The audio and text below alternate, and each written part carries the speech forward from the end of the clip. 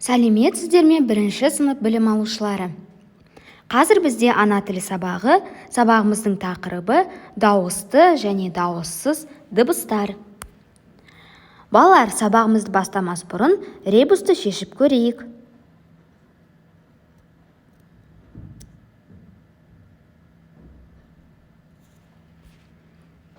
Ребустың жауабы жуан сөзі.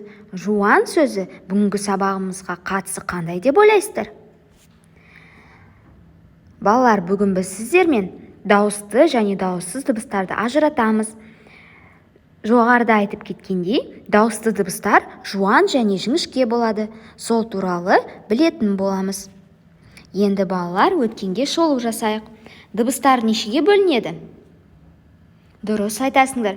Дауысты дыбыстар және дауыссыз дыбыстар болып, дыбыстар екіге бөлінеді. Дауысты дыбыстар қызыл түспен берілген, дауыссыз дыбыстар көк түспен берілген. Енді балалар, мұқият бейнежазбаны қарайық. Дауысты дыбыстарды ішіңдегі ауа таусылғанша соза беруге болады. Қане дыбыстайық. А, ә, о, ө, о, ү, о, ү. Әндетіп айтуға да болады.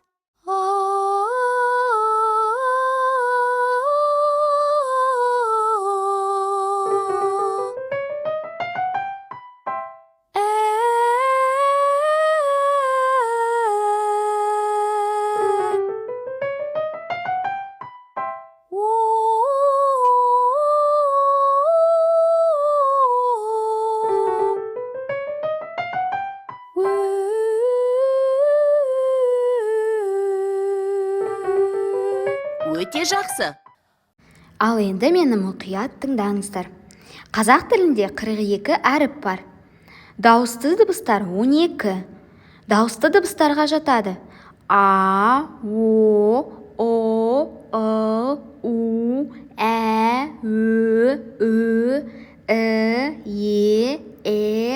и. Балалар, дауысты дыбыстар соның ішінде тағы да екіге бөлінеді. Жуан және жіңішке. Жуан дауысты дыбыстар сөзде жуан айтылады. Ал жіңішке дауысты дыбысы бар сөздер жіңішке айтылады. Сол себепті біз оларды жуан және жіңішке деп бөлеміз. Жуан дауысты дыбыстарға а, о, у жатады. Жіңішке дауысты дыбыстарға ә, ө, и және у жатады. Балалар, көріп отырғандарыңыздай, уды біз жуан дауысты дыбысты, жіңішке дауысты дыбысқа да жатқыздық. Не себепті деп ойлайсыздар? Жауаптарыңыз қабылданды. У дыбысы егер сөздің ішінде жуан дауысты дыбыстар болса, у дыбысы да жуан болады.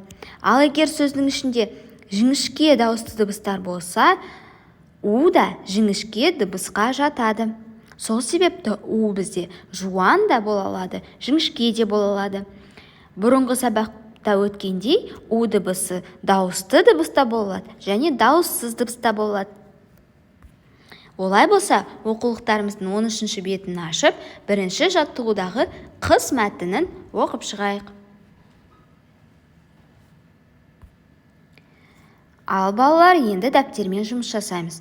Дәптерлеріңіздің 9-шы бетін ашып, бірінші жаттығудағы д әріпінің жазба түрін, яғни бас әріпін және кішкентай әріпін көркем жазып шығыңыздар. Содан кейін екінші жаттығуды орындайсыздар.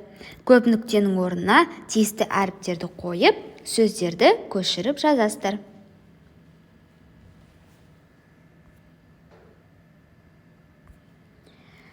Ал енді үшінші жаттығуға көшейік. Балалар, сіздерге сурет берілген. Суретте сандар бар 1, 2, 3. Сол сандардың қасындағы суретке қарайсыздар және суреттің атауын тауып, сөз жұмбақты шешесіздер. Сөз жұмбақта торкөздердің ішіне жеке-жеке әріптерді жазсаңыздар, сөздер шығады. Бүгінгі сабаққа кері байланыс жасайық. Егер сіздерге тақырып түсінікті болса, түсіндім деп жауап бересіздер. Егер түсінбесеңіздер, тапсырманың қай жері қиындық тудырды және қай тапсырманы сіздер түсінбедіңіздер, сол туралы маған кері байланыс айтып жіберіңіздер. Бүгінгі үй тапсырмасын жазып алыңыздар. 13-ші бетте бірінші жаттығу.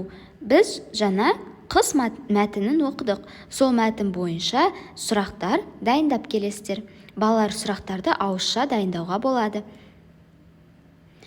Олай болса, бүгінгі сабағымыз аяқталды. Сау болыңыздар.